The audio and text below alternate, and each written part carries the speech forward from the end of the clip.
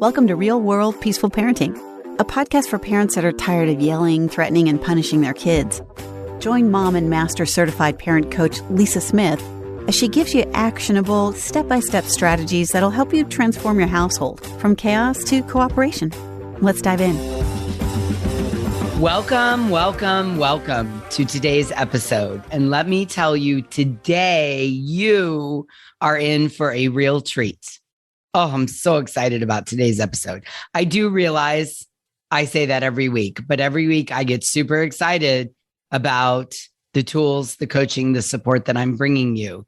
And today is no exception. If you've been listening to me for a while now, you know that I do my very best to bring you tips, ideas, and support that help you create deep connection and cooperation with your kids. And what I know is that while reading and listening is information, coaching is transformation. Coaching is where the magic really happens. So this week, I'm taking things to a whole new level by bringing you a real world peaceful parenting coaching session. Oh, I just love doing these. So today, join me in welcoming Lyra to the podcast. Lyra is a member of the Hive. She's a mother of 3 young, little, adorable boys. She's an executive. She has some incredible hobbies, and her and her husband are music lovers. I'm so excited to have her here today and to have the opportunity to bring this coaching session to you. So join me in saying welcome, Lyra. Hi. Well, thank you, Lisa. Wow, that was a wonderful introduction. I'm so honored to be here and to do this with you and share this with everyone. Yes, I just adore you. I think you're amazing. And it's such a joy to work with you. So let's jump in. Why don't you tell me what you want to coach on today? All right. So as you said, I have 3 wonderful little boys, Charles, who is 6 years old, James, who's 3, and William Jeremiah, who is 10 months.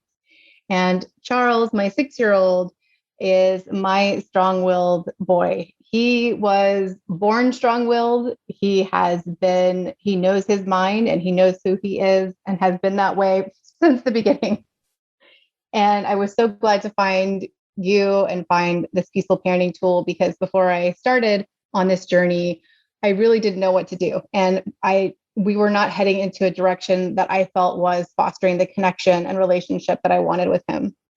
So I just want to say thank you for that so much. It has been transformational. I can see him differently, and I see myself as a parent differently since starting this journey with you. And so now at this point for Charles, we've had some great successes, but we really are going into a new, very challenging period with him, where he resists and argues, it seems, with just about everything we ask him to do. When I try to connect with him, he will often fight or resist or be too busy. And then when I walk away or say, okay, and then he gets upset. So it's like, it's like a push me, pull you. Either way I don't know which, either way upsets him. When he gets angry, he goes to the red zone, or what I call horns down, very quickly. So he'll yell, he hits, he's a very physical guy. So it's a very full body experience for him when he's upset about something. And though I've taken strides in becoming more regulated and being able to talk, being able to work through these things with him, I still have some struggles, some big trigger areas where I fall into the power struggle trap with him. And that's what I'm really hoping to get some coaching on today, to help me not fall into those pits and help us, him and I, through these struggles and not get into a power struggle. Some of them are when he hits his brother, James, the 3-year-old, or when I can't get space to get regulated, like I'll try to pull back and take a break, and he just comes right after me. He'll hit the door. Like if I go into a room, he'll practically, it sounds like he's beating down the door to get through, or scream, or in the evening, I can't get a break, or he won't go to bed, or when there's a time urgency, like we've got to do something now. And I get really dysregulated and triggered. And when that happens, I go to dominant parent side. I tend to do that. Or like I'll punish or take away privileges, or threaten to take away privileges, send him to his room. And I'd like some tools around how to handle that better, because it might stop the behavior, but I don't think he's really learning the values that I'm wanting to instill. He just focuses on the punishment and gets mad about it, or will apologize so he can like be done with the punishment and get out of it or whatever, versus really understanding why or the values. So I really would like some coaching and help around how to navigate the trigger point areas with him, how to work with him when I really need him to do something, when there's not a lot of room to negotiate. And, looking at the whole picture of him, he has a hard time settling down. He's not sleeping very well right now. It's hard for us to get him in bed. It takes him hours to fall asleep, no matter what we try to do. And he doesn't often get enough sleep. And then when he doesn't, it's really even harder. He's just so amped up all the time. So I think those are the main areas, is around the trigger points, how to stay out of the power struggle trap that I seem to be easily falling into with him, and how to manage it when he is storming, when he goes into the physical mode of it, the hitting and the yelling. And it's hard to sit there and be with him, to be a witness, because I feel like I'm trying to deflect him not hitting. And, how to, I don't want to go to the dominant parent side and just punish and send him to his room all the time, which seems to be what we go to when everything else fails. And I don't think that's really getting the values across. So those are the main areas I'm hoping to work on today. Yeah. So let's talk about this. This is great. And as everybody's listening, I want to remind you that the tools that I'm sharing are universal across all age ranges. So as you're listening in, your kids may be older, or you may have less kids, or your kids may be younger. And I want you to listen and learn how to bring these tools in your own home and apply them, to create your own transformation in your family. The coaching gives you the opportunity to create the transformation. So having said that, Lyra, it's not lost on me. So let's talk about this again. So William is 10 months old, and James is 3, and Charles is 6. And you've had this new addition to the family. You have this baby in the household, and you have this 11-month-old that is, to no fault of his own, sucking a lot of the oxygen out of the house, right? 11-month-olds are needy, and they can't do anything for themselves, and they need a lot of attention. And, what it sounds like is that Charles is from a 50,000 foot level. Charles is learning or heading down a path of negative attention is better than no attention.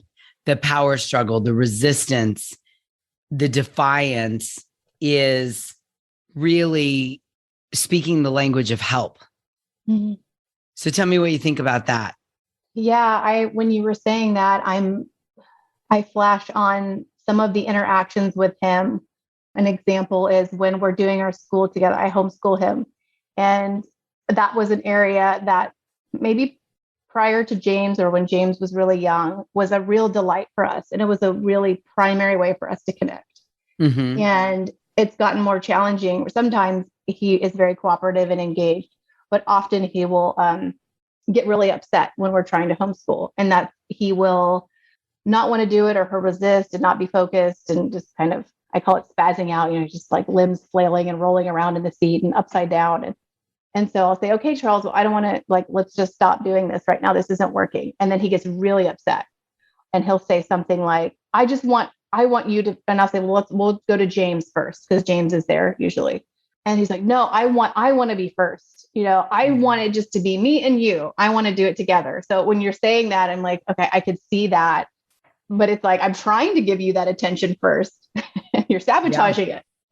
So yeah, as I reflect back, on what I know about you and your amazing life, you have a full-time job. It has a lot of responsibility. I know that you take your job seriously. You show up every day to give your company your best. You have a fair amount of intense hobbies. You have a husband that you love and want to spend time with, an extended family. And then you have these 3 little guys, all at 6 and under. And I'm sure that your life is very busy and full and rich, and there are a bazillion tasks to get done in a given day. Right? That's Am I very right? accurate. Yes. Yeah. You And summed it up very so, well. you know, the interesting thing is when you're raising three boys, they're not trains. The job isn't to get all the trains running on time because they don't respond that way. And you know this. I mean, what is your 6-year-old hardwired for? For fun. Fun. Yes. Yeah.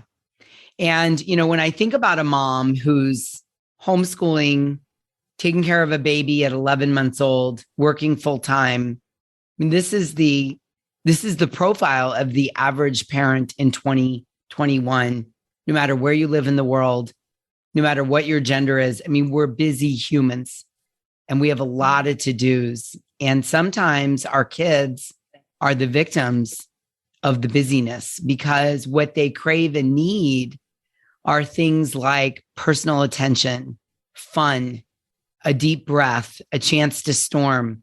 And that is sort of the antithesis of what we can give them in the moment because we're so incredibly busy. Yes, I that does resonate. I agree with that. Pause. Yes, I definitely agree with that.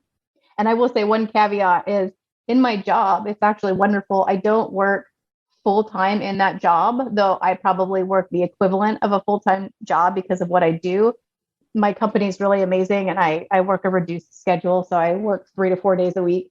But then I also have a business with my husband. So between the two, it's full time Right. and a half, probably. Yes. But yeah, I get that, and with Charles, I think the challenge that we have is even when we're with him, I often feel like we're together all the time because we work from home. I work from home and they homeschool. So we get a lot of body hours together.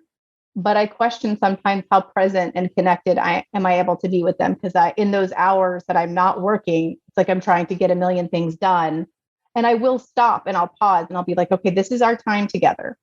But it's very hard with 3 little boys for that to be one-on-one time. Because usually it's them together. And I know for Charles, he often expresses to me what we call it special time. Special time is where they get one-on-one time and they crave special time. And I think that's been something that's been a little harder for me to give him as of late, the one-on-one special time.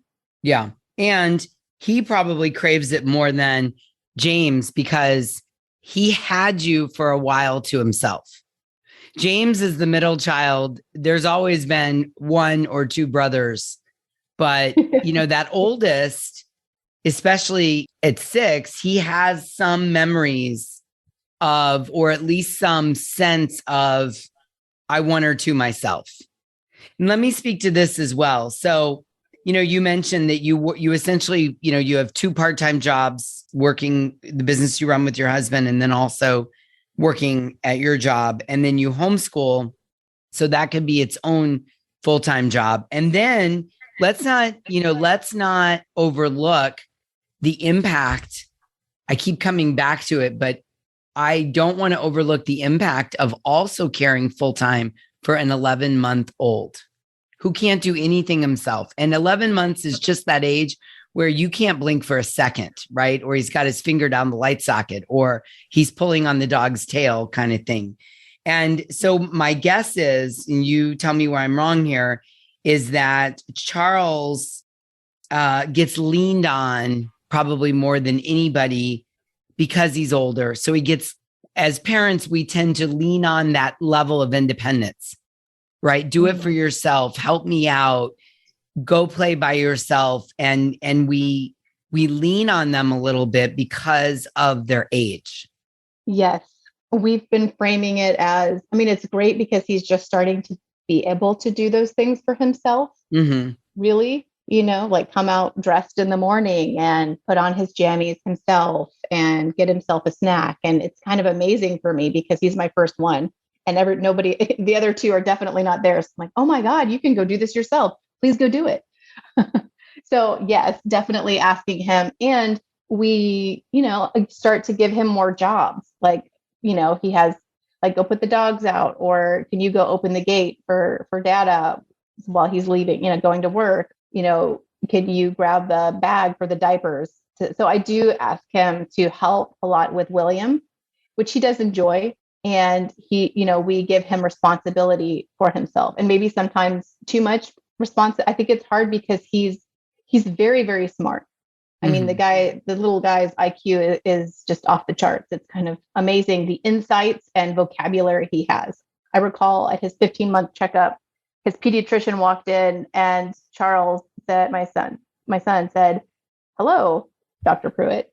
And the pediatrician just about like fell out of the door. Like he was like, he just spoke a full sentence. We're like, yeah, he's been talking like that for a while. And so he's very, very smart. And so it's hard to remember sometimes that he's 6 because he seems so aware and articulate and just able to express himself.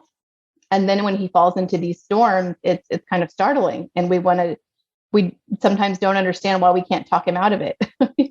Right. And so that brings up a good point, that intelligence and brain development are very different things.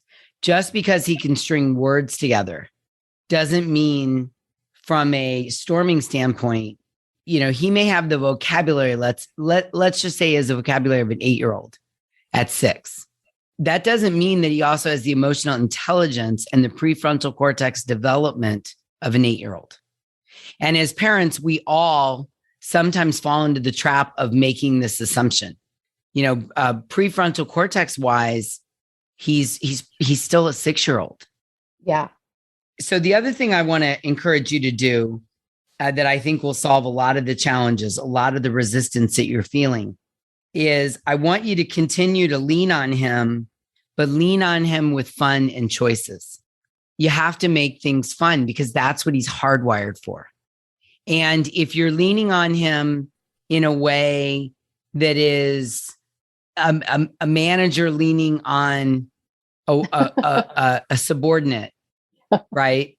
So, let's say, I run a hamburger stand and we're really busy and I'm barking out orders all day to my staff, go clean the toilets, empty the trash, throw the fries in the basket kind of thing. Their reward at the end is payment. They get paid for their hours. And they can see the reward, the long-term gratification, but a 6-year-old is hardwired for fun. So when you're asking him to go get the diaper bag, or you're asking him to open the gate for dad to drive out, or you're asking him to get himself dressed in the morning, make it fun. Tap into his competitive spirit, tap into his sense of excellence or wanting to improve, make that sense of independence even, and that higher responsibility, make that fun and exciting for him rather than dull and demanding. Because as you know, the number one thing strong-willed kids want, and you said in the beginning that Charles is your strong-willed kid, the number one thing they want is to feel in control. And as the parent of a strong-willed kid, if you're trying from a loving place to run your house like a locomotive conductor, and you're trying to get all the trains to run on time, your strong-willed kid is going to resist that.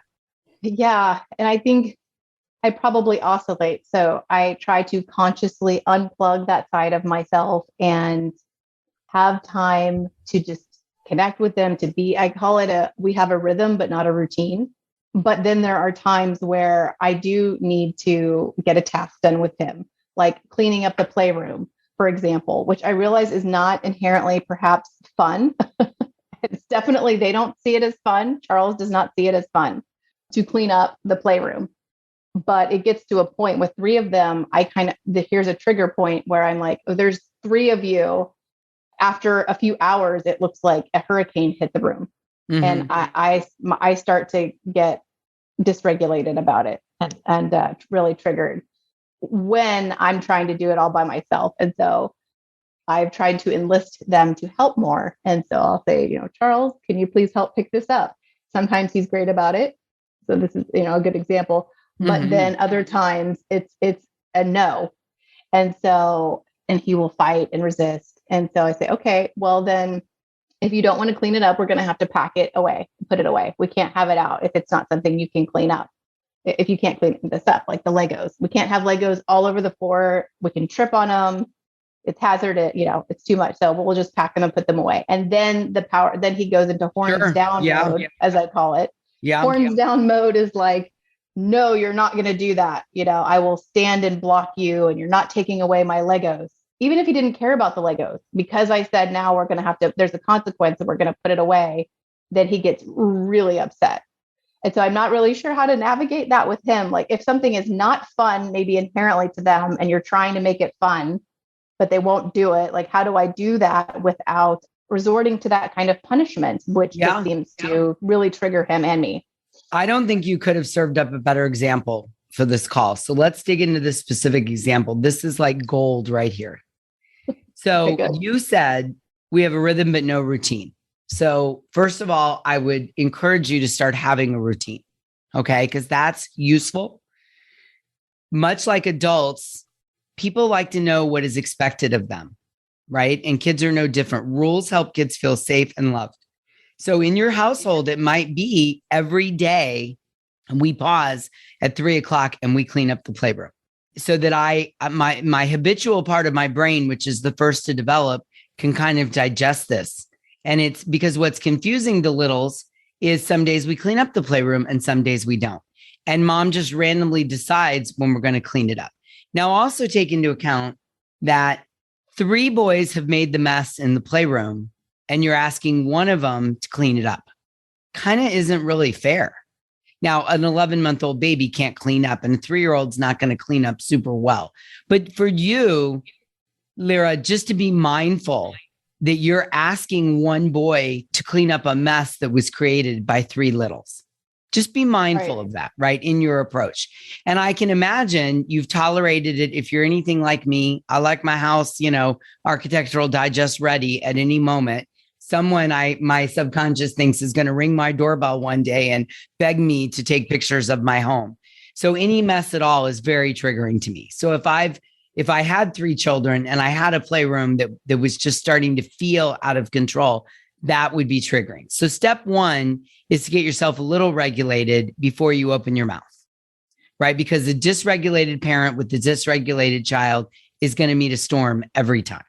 So now we want to so maybe we're going to start out. One thing you could put into place is, and I'm making this up, you can modify it, to work for you guys. But maybe every day at 3:00, part of our homeschooling is we clean up the playroom together. And over the years, as the 2 little boys get older, they'll be able to help. Now, the other thing is you can actually make cleaning up the playroom fun. You could make it part of playing. You could make it like, you could make up the cleanup game and you can look on Pinterest. There are some fun games out there that parents have invented. Can you go pick up, again, you could even work this into your homeschool curriculum. Charles, go pick up 10 red Lego pieces in a minute and you set a timer. Or we can sing while we're picking up, or we'll have music on, almost like a musical chairs. While the music is on, you run around and pick up as many Lego pieces as you can, and then randomly you stop the music. Now, this is going to take a little effort and a little bit more time than just commanding someone to clean something up. So much like the hamburger stand manager, if I'm running a hamburger stand and I have a bunch of teenagers working for me, if I make, even though they're cleaning toilets and changing out the garbage and frying French fries, if I make that culture fun, I'm going to get a lot more cooperation, whether that's I have music in the background or we're all joking around or I'm asking nicely or I'm making sure everybody takes their turn cleaning the toilet every 2 hours, the bathroom, and we're having some fun with it. The work hours go faster. I get more cooperation. It's the same thing, Lyra, for your boys, especially your oldest, who again is being leaned on for more just by virtue of his age.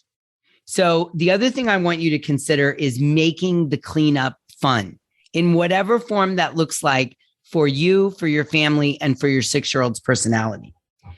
Then the other thing I want to talk about is, let's say you ask him, can you clean up the playroom? And he says no, Or you say, Charles, it's time to clean up the playroom. And he says, no. What I want you to do is get curious. Really? Well, why not? Again, we're going to have some fun with this. And we're also going to dig down to his feelings and needs. Why not? Sometimes you'll be surprised at the answer you'll get, even from a 6-year-old. I'm tired. I don't know how. I don't want to do it myself. It's going to give you a piece of information that you can then connect with him over by bringing him into the conversation rather than being demanding, right? Rather than commanding him to pick up the toys. And you can converse with him about getting the job done. Maybe he needs a snack. Maybe he needs to go to the bathroom. Maybe you need to run around the house for 5 minutes. Maybe, I don't know what the reason is, but I would love for you to get in the habit of saying, why not? Every single time my kid gives me a no, I have trained myself as the first response 100% of the time is to get curious and ask why not. And about 70% of the time, I get an answer back that makes total sense to me. I may not like it, but it makes sense to me. And from there, we can dialogue about getting the job done. And then finally, I also want to encourage you to resist the urge to go to threats when he isn't cooperating. Because when you threaten to take things away in the heat of the moment, you're being punitive. And humans do not react well to punitive. I've never met someone when you're punitive, they go, oh, okay, I didn't know you were serious. Let me pick up the Legos now. And when you're punitive with a strong-willed child, you're engaging in the highest form of power struggle.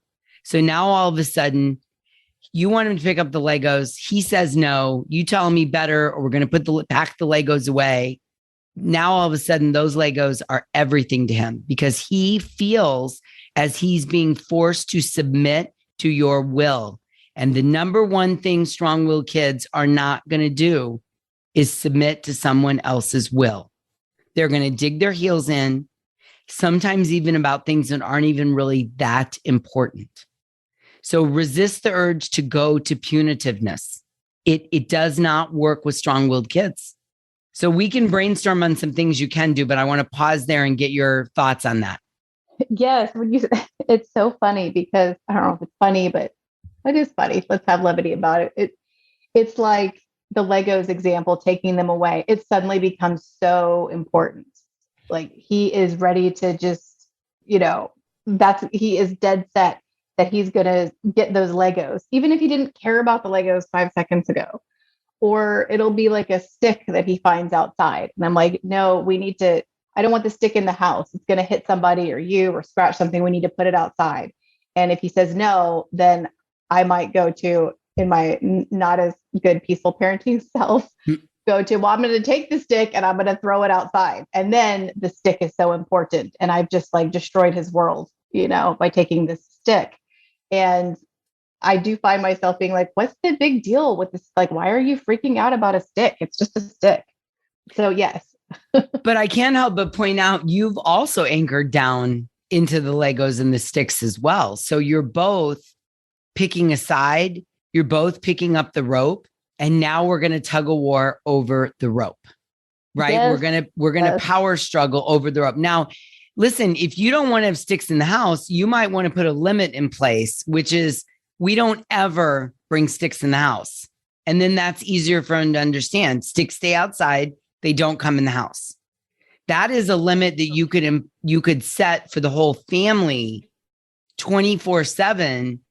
And then when he goes to bring the stick in, we're not power struggling over it. It's like, Charles, remember, we don't bring sticks in the house. Where could you put this so that tonight, when we come outside to water the plants, your stick will be exactly where you want it to be and you can play with it again?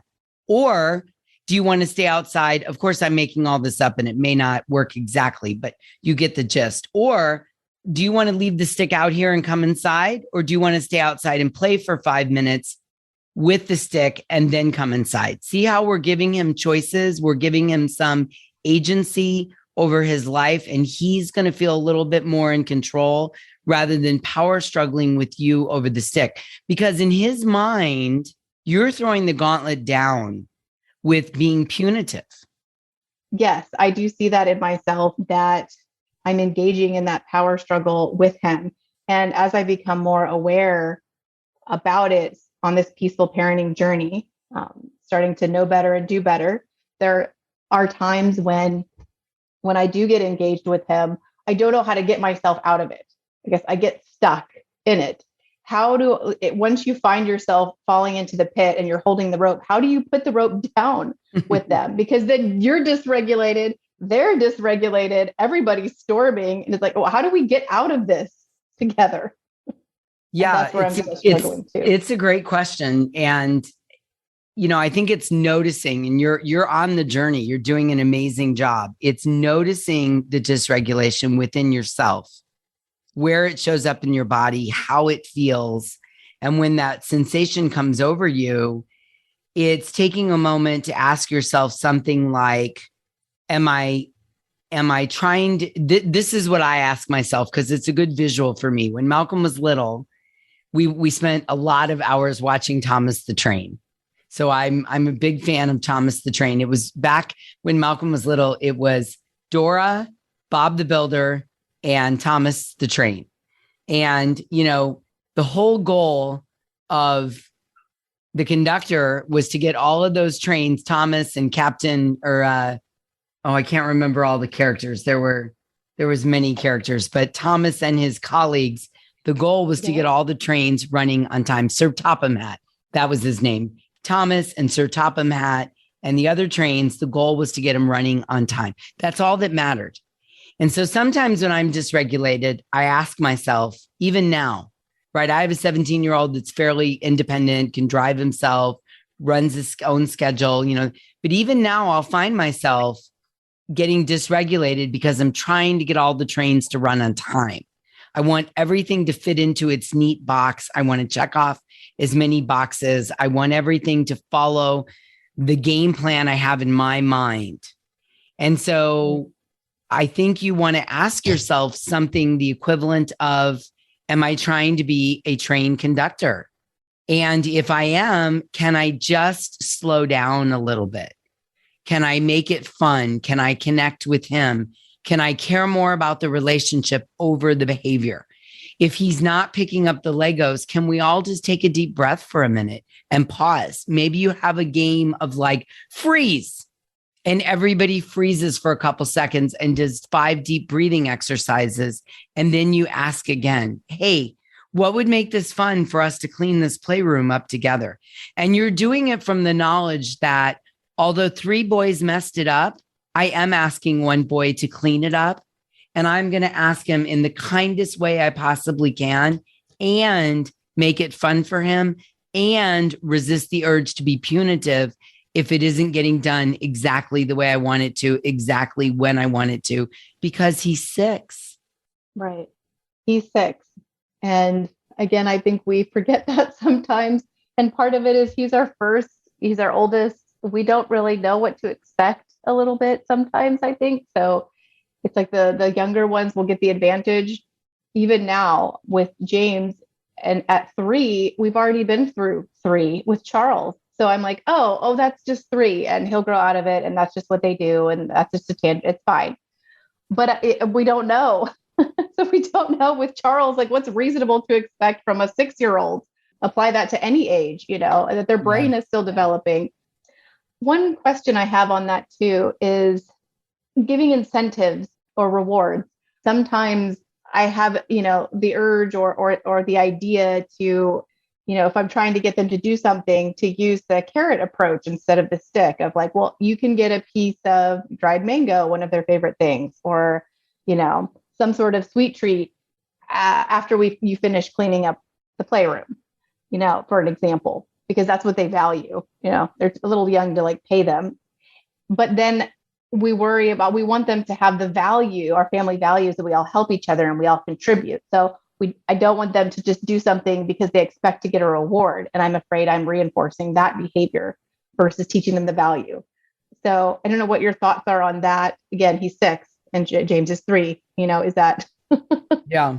I love that question. I love that question. As I'm easing into the answer, let me say, you mentioned a minute ago that, because Charles is your oldest, you don't know what to expect. And I just have to say to everyone listening, that's the value of being in community with like-minded parents in something like the Hive, because you do have a place to go to get grounded, to help regulate, to remind you to drop the rope. And I just can't resist encouraging everybody to find their community, and I would love to welcome you into the Hive. We're your community. But if it's not that, then find a place to be in community so that you can know, am I expecting too much or too little, right? I think that's one of the greatest values of being a Hive member. So it's interesting, the question you ask about the reward.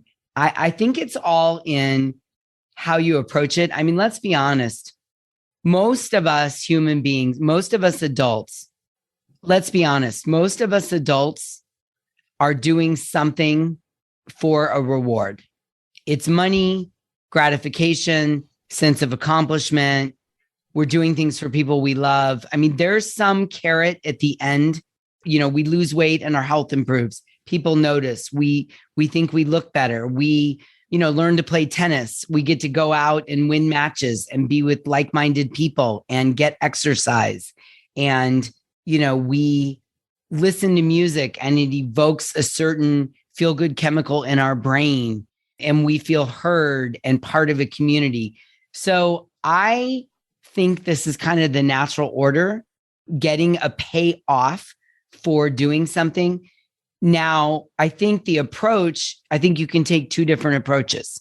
There could be an energy and an attitude of, if you don't clean up all the toys, you're not going to get your mango. I was going to offer you a mango, but if you don't clean up the toys, I'm not going to give you a dried mango. I love dried mangoes too. So I'll come over and clean up your toys. So there's that. And then there's the opposite, which is more like a very neutral energy. No needy or graspiness, no threats, no punitiveness, and more like, hey, Charles, guess what? Here's the great news. When we get this room cleaned up, we get to go and have some dried mangoes together. Completely different, right? Yeah. And it's a connection that way too. Yes. It's like very, collegial. Yes. And I've let you know when it's going to happen, when the room is cleaned up, but I don't have to threaten you. I don't have to make you feel like a horrible person. I don't have to put all this pressure. I don't have to dangle it and take it away and use it in a rewarding, a negative. It's like, buddy, the great news is when we get all this work done, we get paid with a dried mango. And isn't that how the real world works? Right. That makes sense. I do a great job, I get paid. I do a great job, I get a bonus. I do a great job, I get a promotion. I don't do a great job, I don't get those things. Yeah.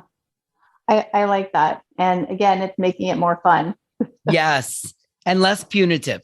Fun. Right. So it's like, I guess in summary, I want to say, some things that we talked about today. This was great. And I'm so grateful, Lyra, for you being here, because I know how much it helps people to hear a coaching conversation. And we talked about, leaning on your 6-year-old.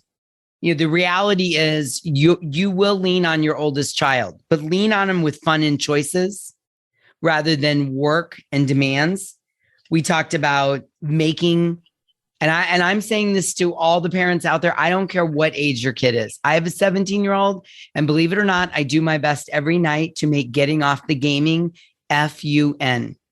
I joke with him. We laugh about it. I try to make it fun. I ask him some questions. I really try to make things fun as much as possible. So that's another tool for you, is to make it fun. And then, really being aware of moving away from the urge to make things punitive, right? And for a lot of us, that's how we grew up. We grew up in punitive households, and that's kind of our auto response to stressful situations. And we have to fight that urge to move towards connection and cooperation, questioning, why don't you want to help me clean up? having a do-over, freezing for a moment and gathering yourself, moving away from interacting with our kids punitive. And then lastly, offering the next step. I don't even want to use the word reward, but offering the payoff, again, FUN, offering the payoff when the job gets done.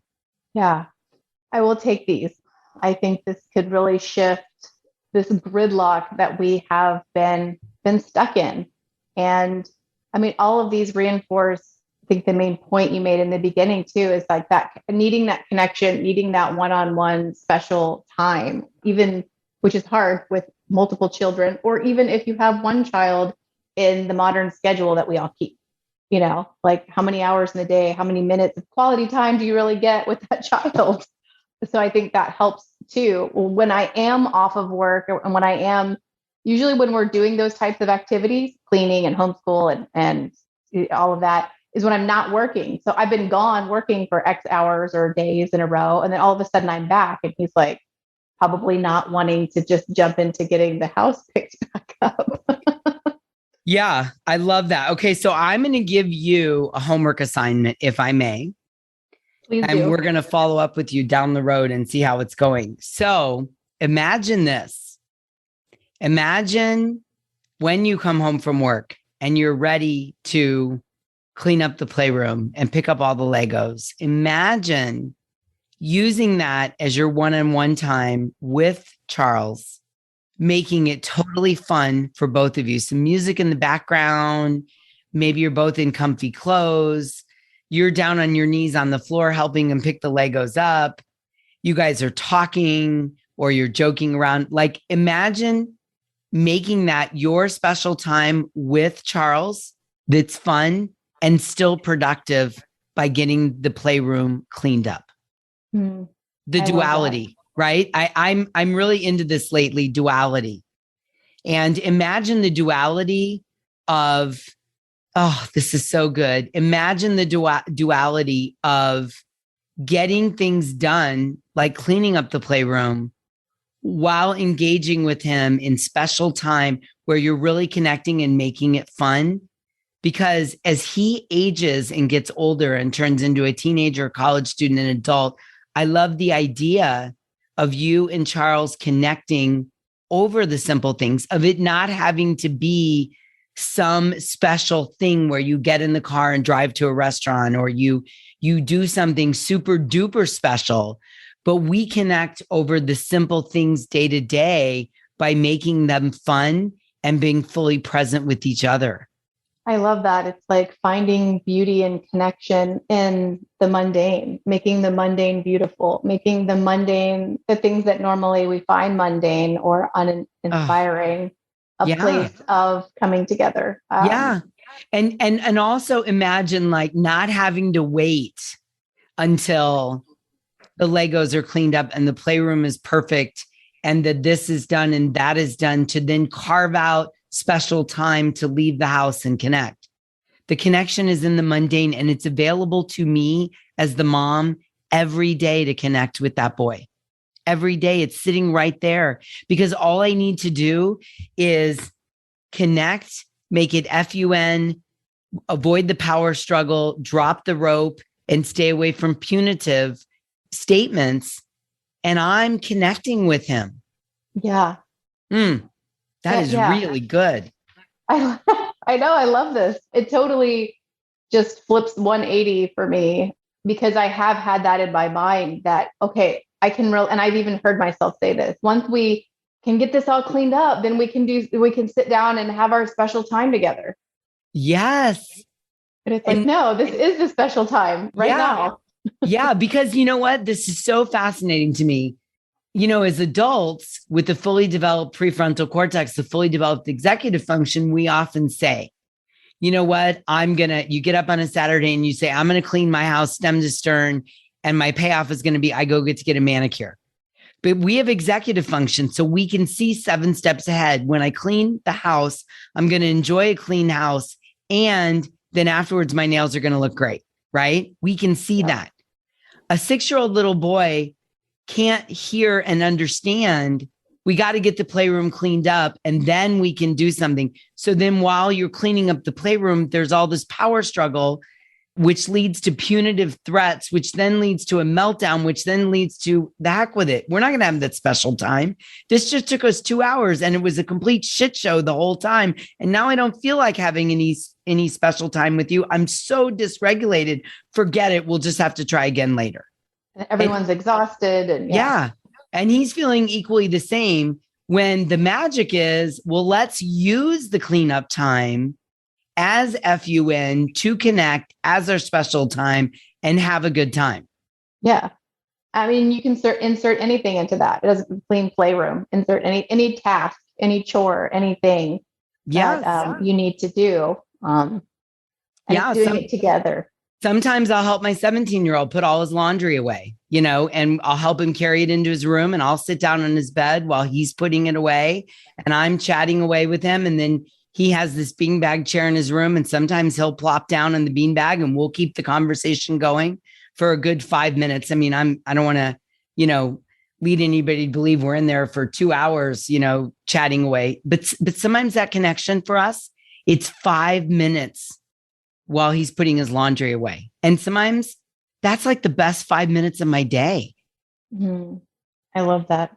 Mm-hmm. One of the things I just wanted to say is that I so value the work that you do, because often with the strong-willed child personality type, we tend to, if we don't know better, we tend to squash intentionally or not intentionally, or try to squash that spirit in them. And you teach us and show us that it's something to be cherished and that it can be cultivated and expressed in a beautiful way where we can have connection with that person, with that child, and prepare them to be amazing human beings. And I think if we didn't have those skills, if we didn't have that understanding, if we didn't have the peaceful parenting toolkit, it's so easy to just see that, oh, this is a problem child, or try to squash that in them. So I just so value, so I just wanted to say that because it's something I've been reflecting on a lot. I tell my husband this, I'm like, it might be a little challenging to parent, but what a great, it's going to make a great adult, someone that is so strong in who they are, and can just hold in his values and what he knows is right, because we've taught him to value that in himself. What a gift to humanity, I agree. If you need to feed him, feel free to. I mean, it's. Yeah. So I wanted to tell you that, and just for the world, and going through the Hive has been so impactful, because you listen to the podcast. It's a great reinforcement. It's a great beginning, but being able to talk through and share with each other and have connection with other parents that are on the same peaceful parent journey makes it real. Thank you. So thank you. Yeah, thank you. Okay. I thank you for being here and sharing with us and going on this journey. I can't wait to hear how this turns out. I feel like you've got some amazing tools to forge ahead for your mindset, for your approach, and for your interaction with Charles. And I can't wait to hear how it goes for you guys. Thank you. Thank you. You are so welcome. Yeah, you're welcome. Okay, everybody. I hope you enjoyed that as much as I did. I hope that you were able to find some tools in that conversation, in that coaching call, that you can apply to your family to create your transformation within you. So thank you so much for being here today. And until we meet again, I'm wishing you peaceful parenting. Take care. Thank you so much for listening today. I want to personally invite you to head over to thepeacefulparent.com/welcome and sign up for my free Peaceful Parenting mini course. You'll find everything you need to get started on the path to peaceful parenting just waiting for you over there at www.thepeacefulparent.com/welcome. Can't wait for you to get started. Thanks for listening to Real World Peaceful Parenting. If you want more info on how you can transform your parenting, visit thepeacefulparent.com. See you soon.